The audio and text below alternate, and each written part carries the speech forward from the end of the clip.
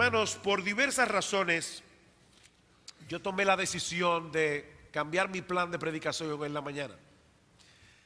Y les pido por favor que vayan conmigo al Evangelio de Lucas. Lucas capítulo 14.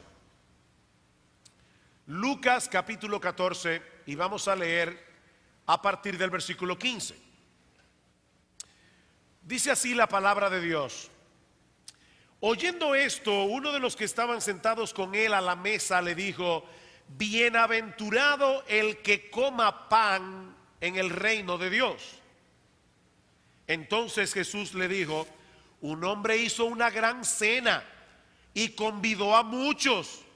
Y a la hora de la cena envió a su siervo a decir a los convidados: venid, que ya todo está preparado. En aquellos días primero se enviaba un siervo que invitaba al banquete: el sábado tal, en la casa del Señor tal, habrá una cena y usted está formalmente invitado. Pero el sábado en la mañana, el día del banquete, los siervos eran enviados de nuevo a recordar la invitación. Y eso es lo que está pasando aquí. Y a la hora de la cena envió a su siervo a decir a los convidados: venid, que ya todo está preparado. Y todos a una comenzaron a excusarse. El primero dijo: he comprado una hacienda y necesito ir a verla, te ruego que me excuses. Otro dijo: he comprado 5 yuntas de bueyes y voy a probarlos, te ruego que me excuses. Y otro dijo: acabo de casarme y por lo tanto no puedo ir. Vuelto el siervo hizo saber estas cosas a su señor, y entonces, enojado, el padre de familia dijo a sus siervos: ve pronto por las plazas y las calles de la ciudad y trae acá a los pobres, los mancos. El texto griego, y esto es muy importante, dice los lisiados, los cojos y los ciegos. Y dijo el siervo: Señor, se ha hecho como mandaste y aún hay lugar. Dijo el Señor al siervo: ve por los caminos y por los vallados y fuérzalos a entrar para que se llene mi casa, porque os digo que ninguno de aquellos hombres que fueron convidados gustará mi cena. ¿Qué tenemos aquí? Tenemos una parábola. ¿Y qué es una parábola? Bueno, la palabra parábola viene del griego para, que significa lado de, volé, que significa echar. Es algo que se coloca detrás de otra cosa para compararla. Una parábola es una historia a través de la cual el Señor, a manera de comparación, quiere darnos una lección espiritual. Ahora, yo quiero advertirle algo a los miembros de Iglesia Bíblica del Señor Jesucristo y a todos los cristianos que están aquí, porque fácilmente nosotros podemos escuchar esta parábola y pensar: ay, qué bueno, el pastor va a traer hoy un mensaje evangelístico. Bueno, si lo que tú quieres decir es que yo voy a estar predicando el evangelio, tienes razón, pero este mensaje es para ti, así como para todas las personas que están aquí. Pero por favor, no se desintonicen. Este es un mensaje del evangelio para ti, como para todos los que están aquí. ¿Cuál es la enseñanza o la historia que Cristo nos relata aquí? Bueno, que un hombre que evidentemente era rico, porque dice que hizo una gran cena y que invitó a muchos. Últimamente, cada vez que se lee una invitación a bodas, se dice: hermanos, aquellos que recibieron la invitación son los que pueden ir a la recepción. Y ustedes entienden, las cosas no están como para hacer una recepción muy grande, porque una recepción grande cuesta dinero. Así que evidentemente este hombre era rico, hizo una gran cena e invitó a muchas personas. Ahora, también era un hombre bueno. Él quería que la gente participara de su cena. Él quería que más y más personas pudieran beneficiarse del banquete. Pero cuando llegó el día de la cena y los siervos comenzaron a avisar a los convidados que ya la cena estaba preparada, todos comenzaron a presentar excusas. Y el dueño de la casa, el amo, el hombre que había preparado la cena, enojado, le dijo a sus siervos: vayan a las plazas, a las calles de la ciudad, para que traigan a otro grupo de personas a participar de su cena. Y aquellos que fueron originalmente invitados no tendrán ese privilegio. Eso es básicamente la historia. Ahora, ¿qué nosotros podemos aprender de esta historia? Yo quisiera traer a vuestras mentes y corazones, mostrarles tres cosas que yo veo aquí en este pasaje. Y la primera es la naturaleza del reino que Cristo vino a ofrecer. Noten que en el versículo 15, cuando Cristo viene hablando en el pasaje anterior acerca del reino, alguien le dice: bienaventurado el que coma pan en el reino de Dios. Así que definitivamente Cristo está hablando aquí de su reino. Y Él nos presenta a través de esta parábola, a través de esta historia, cuál es la naturaleza de su reino. Y hay al menos dos ideas aquí que vienen de inmediato a nuestras mentes por el hecho de que Cristo compare su reino con un banquete, que es la palabra original que aparece aquí, un banquete. La primera idea que viene a nosotros es la de una celebración gozosa. La figura de un banquete nos habla de una celebración, nos habla de una celebración y de gozo. Cuando usted es invitado a un banquete, no es con el propósito de calmar su hambre, ¿verdad que no? Ese tipo de celebraciones, ese tipo de banquetes nos habla de gozo, nos habla de fiesta. Allí se comparte alegremente con los demás invitados. Las comidas que se sirven suelen ser muy deliciosas. Bueno, hermanos, esa es la imagen que Cristo quiere poner en nuestras mentes al pensar en el reino de Dios. Un banquete, una fiesta, una celebración.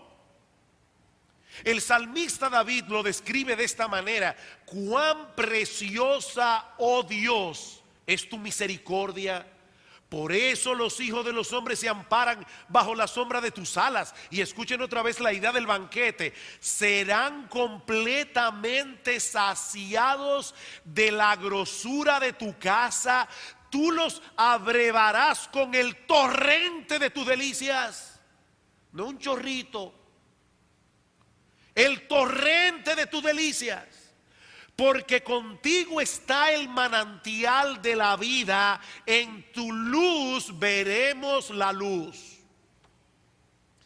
Mi hermano, ¿cómo tú te imaginas la vida en el cielo? ¿Cómo tú te imaginas la vida en el reino de Dios? Por eso es que este hombre que dio inicio a la parábola, o dio pie a la parábola, dice: bienaventurado el que coma pan en el reino de Dios. Bienaventurado el que pueda participar de esa fiesta. En otro lugar el Señor compara el reino de Dios con una fiesta de bodas. En Mateo 25, en la parábola de los talentos, dos veces Cristo se refiere al reino como el gozo de tu Señor. Wow, qué hermosa frase. Entra en el gozo de tu Señor. El reino de Dios es un lugar de gozo, es un lugar de alegría. Dice Cristo: yo he venido para que tengan vida y para que la tengan en abundancia.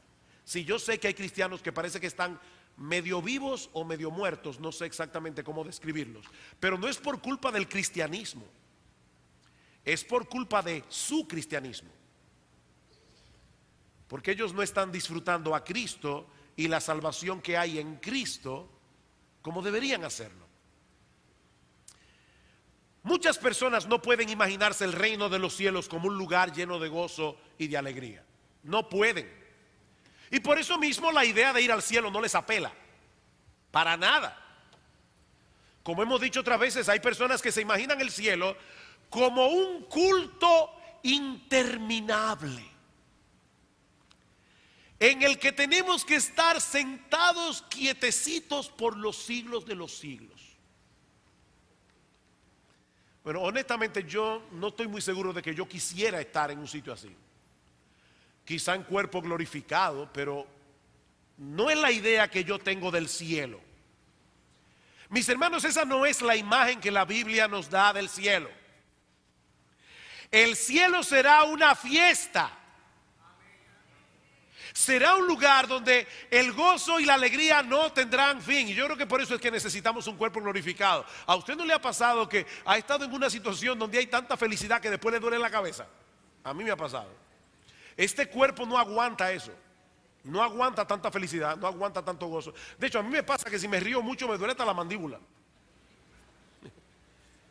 Y el cielo es un lugar de eterna felicidad, es un lugar de eterno gozo, es un lugar de eterna alegría. Hermanos, allí disfrutaremos de una comunión ininterrumpida con Dios. Por los siglos de los siglos allí llevaremos a cabo los anhelos legítimos del corazón. Yo estoy completamente seguro que aquí todos ustedes son algo frustrado. Un poeta frustrado, un pintor frustrado, un músico frustrado, un escritor frustrado, un cantante frustrado. Tal vez usted tiene muchísimas frustraciones. Yo tengo varias. Me hubiera encantado ser músico. Me hubiera encantado ser director de orquesta. Pero ni soy músico ni soy director de orquesta. Yo tengo planes para cuando llegue al cielo. Pienso estudiar música en el cielo. Y hasta tengo el maestro y todo. Le voy a pedir a Johann Sebastian Bach que me enseñe. Hermanos, el cielo no es un lugar etéreo. Es un lugar concreto. Así, concreto, como esto que está aquí, concreto. Y allí no habrá frustración, porque tendremos toda la eternidad para aprender y para seguir mejorando. Y es un lugar increíble el cielo. Ahora, esta figura no solamente nos habla de celebración, de gozo, de alegría, de comunión, también nos habla de privilegio. Es un privilegio ser invitado por alguien importante a un banquete. Me invitó fulano. ¿Sabe qué? Él y yo somos amigos, nos conocemos y él me dijo por favor que estuviera en su fiesta. Bueno, nosotros fuimos invitados por el Dios del cielo. Nosotros tenemos ese privilegio. Vamos a estar en ese grupo de bienaventurados que no solamente van a comer pan en el reino de Dios. Sin embargo, cuando llegó la invitación, todos sin excepción la rechazaron. Y eso es lo segundo que yo quiero mostrar en este pasaje. Primero, la naturaleza del reino, pero en segundo lugar, el rechazo de la invitación. El rechazo de la invitación. Y cuidado, hermanos, porque al leer esta parábola, rápidamente podemos llegar a la conclusión de que 3 personas rechazaron. Y eso no es lo que el texto dice. El texto dice que todos la rechazaron. Y Cristo da 3 ejemplos del tipo de excusas que pusieron. Pero lean el versículo 16. Entonces Jesús le dijo: un hombre hizo una gran cena, convidó a muchos, y a la hora de la cena envió a su siervo a decir a los convidados: venid, que ya todo está preparado. Y todos a una comenzaron a excusarse. No fueron 3 que se excusaron, nadie fue. Hermano, ¿ustedes se imaginan eso? Un banquete todo preparado. Este hombre hizo un esfuerzo, hizo una inversión para alegría, para el deleite de sus convidados. Y todos comenzaron a decir: yo no puedo ir. ¿Y qué excusas? Versículo 18. El primero dijo: he comprado una hacienda y necesito ir a verla. Te ruego que me excuses. Perdón. ¿A qué hora es la cena? De noche. ¿Y a qué tú vas a ir a un campo de noche? Además, tú vas a inspeccionar el campo y tú no lo inspeccionaste antes para comprarlo. ¿Y qué excusa es esa? Versículo 19. Otro dijo, fíjense que son tipos de excusas. Otro dijo: he comprado 5 yuntas de bueyes y voy a probarla de noche. Otra vez, tú vas a probar 5 yuntas de bueyes de noche. Aparte de que, otra vez, tú no las probaste antes de comprarlas. Versículo 20. Otro dijo, acabo de casarme y por lo tanto no puedo ir. Oh, pero si te acabas de casar, es a un banquete que te están invitando, no es una funeraria. Trae a tu esposa. ¿Qué mejor lugar para celebrar que te acabas de casar? Ir al banquete que este hombre te está invitando. Trae a tu mujer. ¿Cuál es el problema? Hermanos, evidentemente, lo que Cristo nos está presentando aquí es la ridiculez de las excusas de los hombres. Eso es lo que el Señor está presentando. Y es lo mismo que pasa en el día de hoy. Uno predica el Evangelio. Por eso yo titulé este mensaje: excusas, excusas, excusas. Uno predica el Evangelio, le habla al pecador acerca de la salvación que hay en Cristo, y de inmediato comienzan las excusas. Los cristianos son todos unos hipócritas. Bueno, en primer lugar, ¿cómo tú sabes que todos los cristianos son unos hipócritas? Porque la Biblia dice que nadie puede ver el corazón. Que en la iglesia hay hipócritas, yo estoy completamente de acuerdo contigo. Ahora, que todos los cristianos son hipócritas. Ahora, vamos a suponer por un momento que todos los cristianos, por lo menos de Iglesia Bíblica del Señor Jesucristo, todos seamos unos hipócritas. Bueno, mi amigo, Cristo no era un hipócrita, y es Cristo el que te está invitando, no soy yo, no es la iglesia. Vamos a suponer que todos los cristianos de esta iglesia fuéramos unos hipócritas. Eso no elimina el problema que tú tienes con Dios. Algún día te vas a presentar delante de su presencia, vas a darle cuenta por tu vida, por tus pecados. ¿Qué tú le vas a decir? Señor, yo no acepté el Evangelio porque en Iglesia Bíblica del Señor Jesucristo todos los miembros eran unos hipócritas. ¿Tú crees de verdad que el Señor va a aceptar esa excusa? No, el problema mío es, pastor, que yo tengo planes de gozar mi vida ahora para convertirme después. Eso es como el niño que está en la clase de escuela dominical, están hablando acerca del rico y Lázaro, y entonces la maestra pregunta: niños, ¿con quién ustedes quieren asemejarse? ¿Con Lázaro o con el rico? Y un niño sabiamente respondió: con el rico en vida y con Lázaro después de muerto. No, pero no se puede, con el rico o con Lázaro, una de las dos. Una de las dos. Déjame decirte algo, si esa es tu excusa, tú no sabes si tú podrás convertirte luego. Recuerda, mi amigo, que hay una línea que uno no conoce, que cuando uno la pasa, Dios dice: hasta aquí llegaste. Ya no habrá más oportunidad para ti. Y nosotros no sabemos dónde está esa línea. Ahora, por otra parte, déjame decirte otra cosa. ¿Tú crees de verdad que tú estás gozando tu vida? No, tú estás en una cárcel, engañado, hipnotizado, y te están haciendo creer que tú estás en un resort para tenerte atrapado allí hasta que ya no haya esperanza para ti. No, nadie puede disfrutar la vida sin Cristo. Eso es imposible. Pastor, mire que a mí me da temor de que si yo me convierto, mis amigos se alejarán de mí.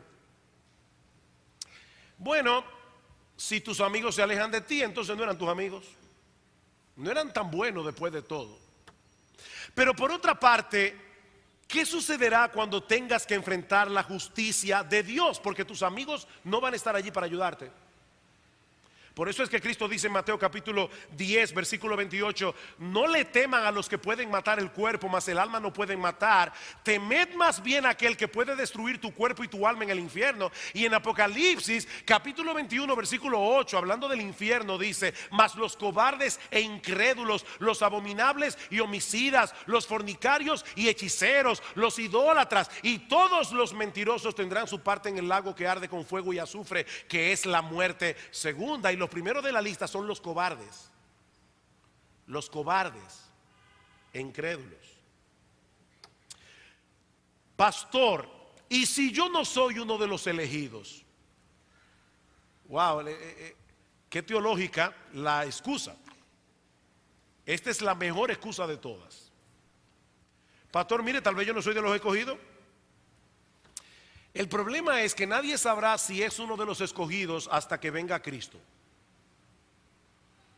Y lo segundo es que Cristo mismo dice que nadie que venga a Él será rechazado. Así que tú no tienes que saber primero si fuiste elegido para venir, porque Cristo mismo te está diciendo: ven, que cuando vengas no serás rechazado. Nadie va a saber si fue elegido o no hasta que venga y se arrepienta y se convierta y entre por la puerta estrecha de la salvación. Y entonces del otro lado verá un letrero que dice: tú fuiste escogido desde antes de la fundación del mundo. Pero tienes que entrar y la puerta está abierta.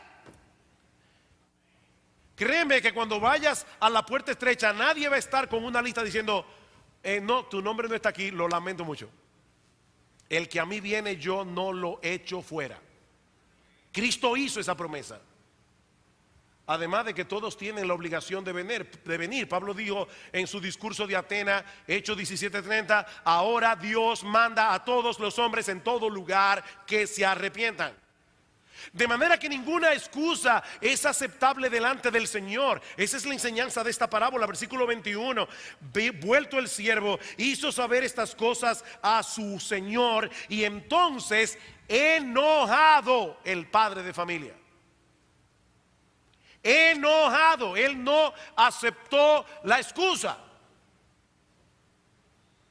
En el día del juicio, todos los que se excusaron verán cuán grande fue su error cuando se encuentren fuera del banquete. En Mateo capítulo 22, versículo 13, dice: allí será el lloro y el crujir de dientes. O sea, el problema aquí no es simplemente: bueno, está bien, no participo del banquete. No, es que no participar del banquete significa ser condenado en el infierno. No hay otra opción. No hay más lugares. ¿Es el banquete o el infierno? El banquete o el infierno. Pero la historia no concluye allí. Y yo espero, mis hermanos, yo le pido al Señor de corazón que envíe su Espíritu Santo para que los cristianos que están en este lugar, en esta parte de la historia, no armen un desorden, pero tengan deseo de brincar de sus sillas. ¿Ok? Versículo 21. Vuelto el siervo, hizo saber estas cosas a su señor. Entonces, enojado, el padre de familia dijo a su siervo: ve pronto por las plazas y las calles de la ciudad y trae a los pobres, a los lisiados, a los cojos, a los ciegos. Y dijo el siervo: Señor, se ha hecho como mandaste y aún al lugar. Dijo el Señor al siervo: ve por los caminos y por los vallados y fuérzalos a entrar para que se llene mi casa. Hermanos, noten algo importante. Los siervos no fueron enviados a invitar otras personas. No sé si se dieron cuenta en el pasaje. Ellos fueron enviados a traerlos. Dice en el versículo 21: ve pronto por las calles, etcétera, y trae acá a los cojos, a los lisiados, a los pobres, a los ciegos. Tráelos. Y cuando el siervo le dice: Señor, todavía hay lugar, fuérzalos a entrar. Fuérzalos a entrar. De hecho, mis hermanos, ninguna de las personas que estos siervos trajo al banquete podían venir por sí mismas.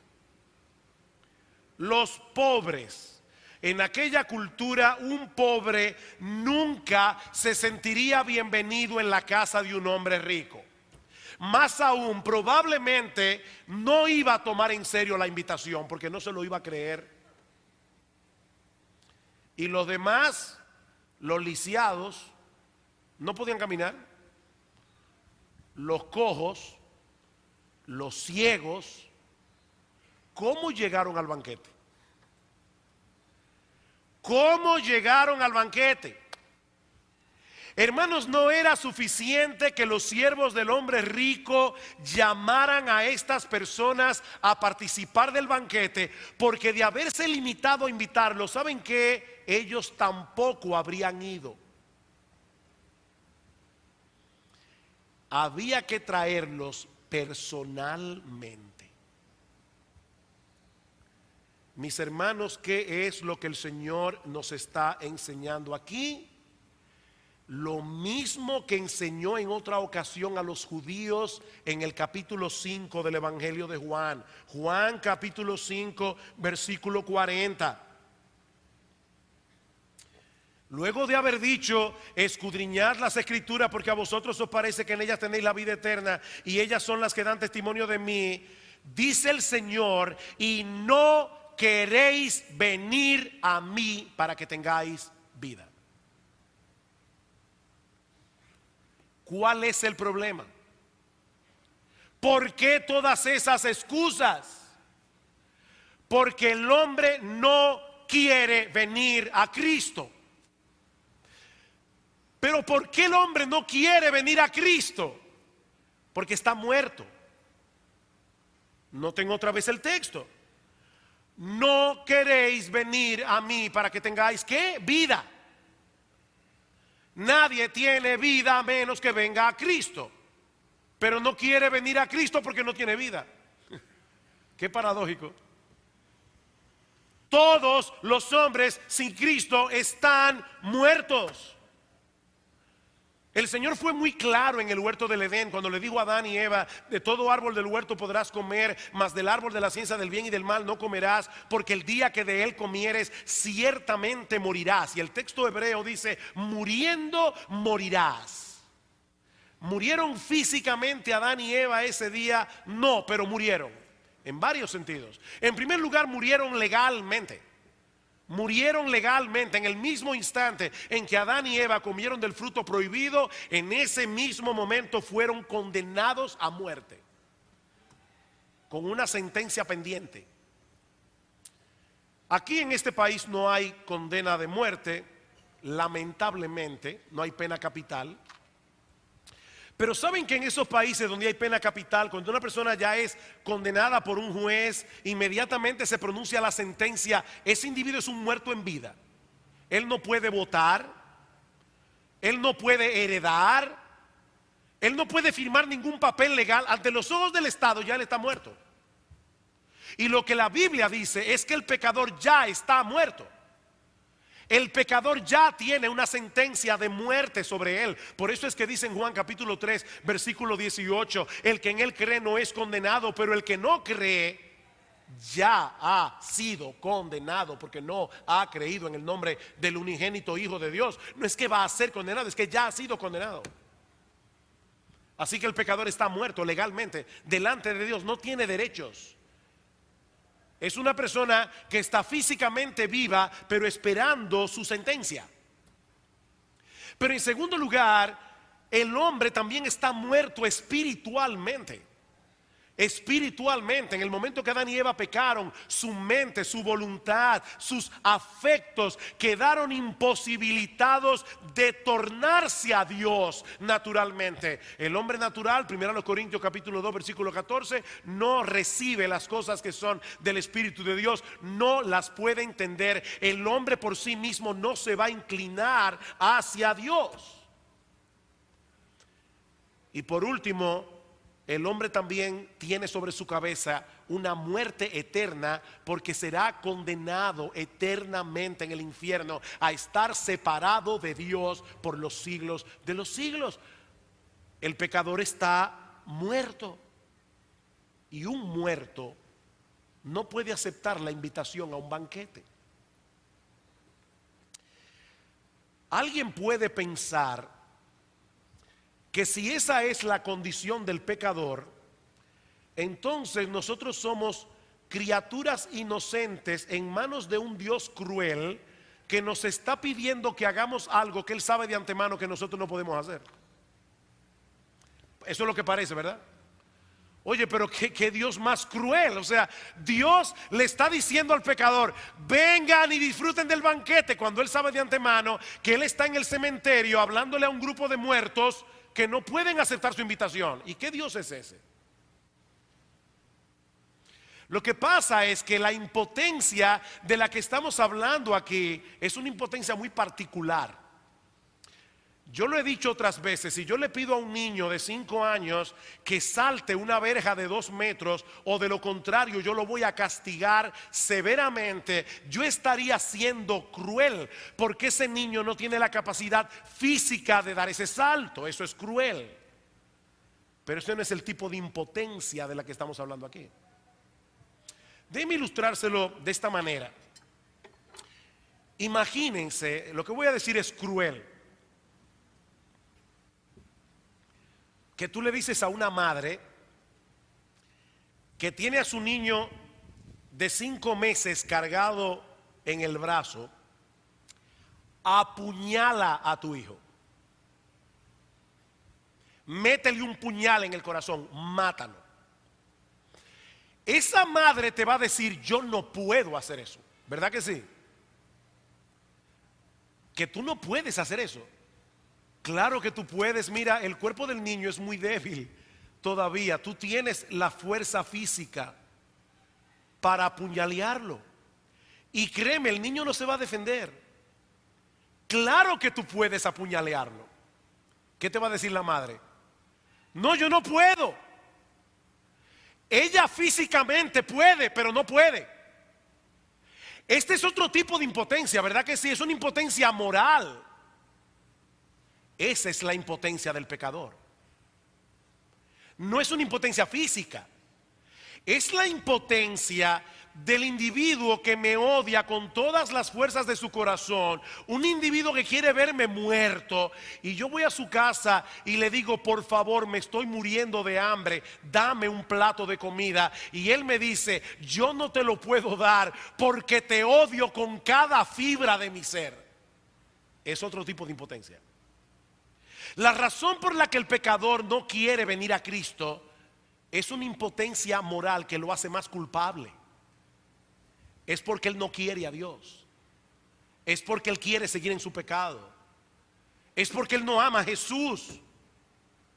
De manera que si alguien va a aceptar la invitación del banquete, Dios tiene que hacer algo primero. Dios tiene que cambiar su naturaleza. Dios tiene que tornar su voluntad.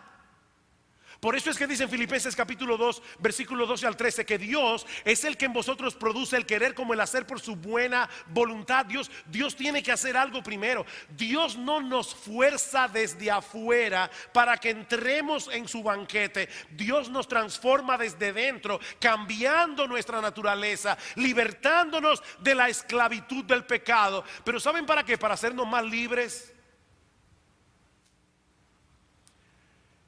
¿Quién es más libre?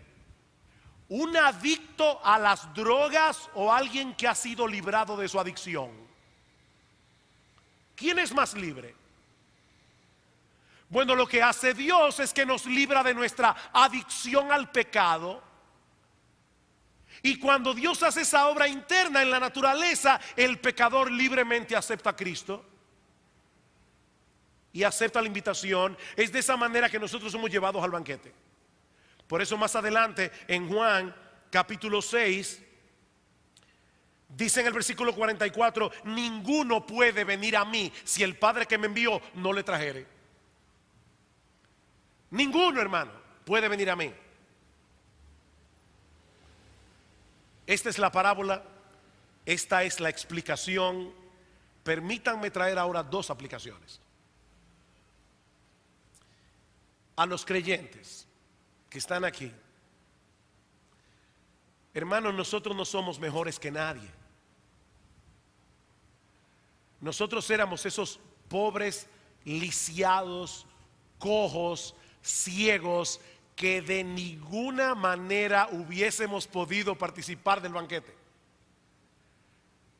Pero Dios, en su bondad, en su amor, en su misericordia, sabiendo de antemano que ninguno de nosotros iba a querer, sabiendo de antemano que todos nosotros lo íbamos a odiar, sabiendo de antemano que todos nosotros íbamos a poner excusas para participar en el banquete, Dios, en su amor y en su misericordia, desde antes de la fundación del mundo, escogió por nombre a un grupo inmenso de personas de todo pueblo, de toda tribu, de toda lengua, de toda nación, y entre esos nombres estaba el tuyo.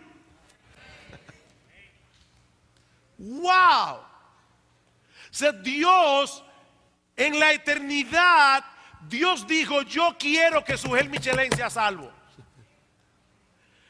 Señor, ¿y por qué si Sugel Michelén es tan depravado, es tan pecador, es tan indigno como cualquier otra persona?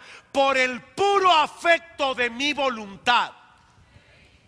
Yo tendré misericordia del que yo tenga misericordia y me compadeceré del que yo me compadezca. Así que no depende del que quiere ni del que corre, sino de Dios que tiene misericordia. Ese pasaje de Romanos 9 es increíble. Pablo está discutiendo con un antagonista imaginario y Pablo dice: y me dirás, ¿hay injusticia en Dios? Injusticia. ¿Y quién está hablando de justicia aquí? Cuando tratamos el tema de la salvación, no es de justicia que estamos hablando, es de misericordia. Hermanos, a veces nosotros nos imaginamos la humanidad como un grupo de personas que tuvo un accidente.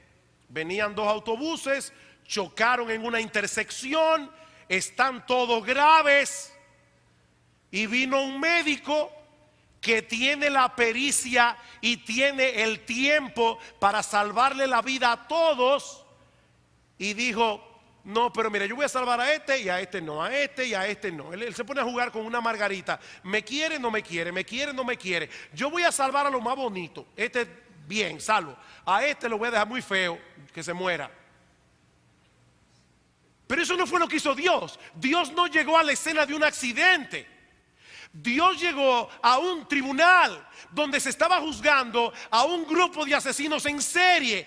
Todos eran culpables y Dios, de pura gracia, por misericordia, dijo: voy a salvar a este y a este y a este, y yo mismo voy a cumplir la condena que ellos merecen. Y Pablo dice: justicia, misericordia, misericordia. Hermanos, nosotros estábamos lisiados, ciegos, cojos. Hubo que llevarnos cargados a Cristo, porque de lo contrario no habríamos ido. Por eso yo le decía al principio que yo le oraba al Señor que todos los cristianos que estamos aquí salgamos de este lugar de verdad lleno de pasión por el Señor. ¿Y qué respuesta nosotros podemos darle a un amor así? Me encanta como lo dice Isaac Watts: cuán solemne y dulce aquel lugar donde mora Cristo el Señor. Solemne y dulce. Allí de sus manjares Él despliega lo mejor. Banquete rico, el corazón admirado clama así: ¿por qué, Señor? ¿Por qué será que me invitaste a mí? ¿Por qué me hiciste oír tu voz y entrar y ver tu bondad? Pues miles de hambre mueren ya rehusando tu verdad. Y aquí está la estrofa que me encanta de este himno: pues el mismo amor que el manjar sirvió, dulcemente a entrar me llevó. Si no, en mi pecado aún habría estado yo. ¡Qué amor! Miren, mis hermanos, el amor, para que sea amor, tiene que ser incondicional.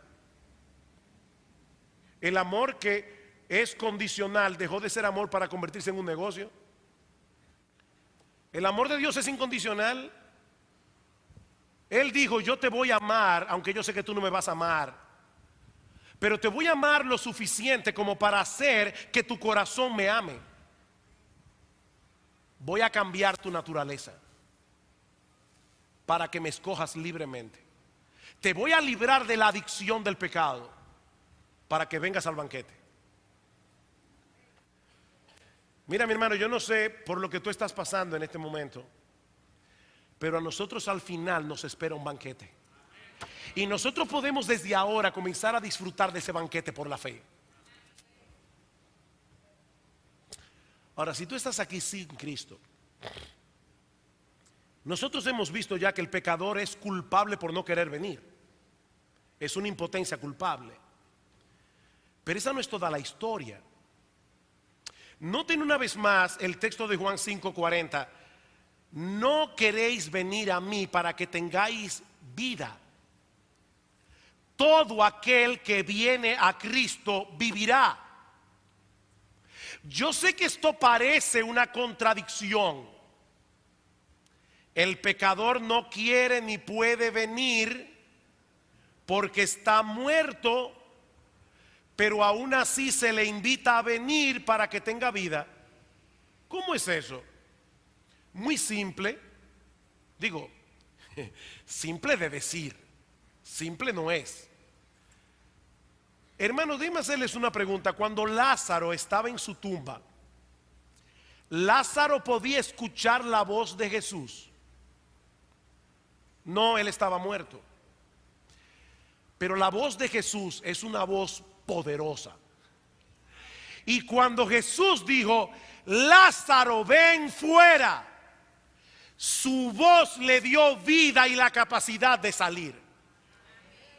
Bueno, mi amigo, si tú estás aquí en esta mañana y te estás exponiendo al evangelio que yo estoy predicando imperfectamente, así como lo estoy predicando, la voz de Cristo se escucha a través del evangelio. Y esa voz de Cristo hace vivir a los muertos. Esa voz de Cristo hace vivir a los muertos. De manera que si tú estás allí sentado y tú sabes que eres pecador y tú sabes que Cristo ofrece un banquete y tú sabes que Él murió en la cruz del Calvario para hacer posible que tú puedas participar de ese banquete, tú no tienes que averiguar si tú fuiste escogido desde antes de la fundación del mundo. Ven a Cristo. Ven a Cristo. Cristo te está llamando hoy al arrepentimiento. Ven a Cristo. Ven a Cristo, tendrás vida. Cristo no te va a desechar porque Él no miente. Y Él dice, yo estoy llamando a todos al arrepentimiento y no voy a echar fuera a ninguno que toque a mi puerta. Ven a Cristo. Hay un viejo refrán que dice,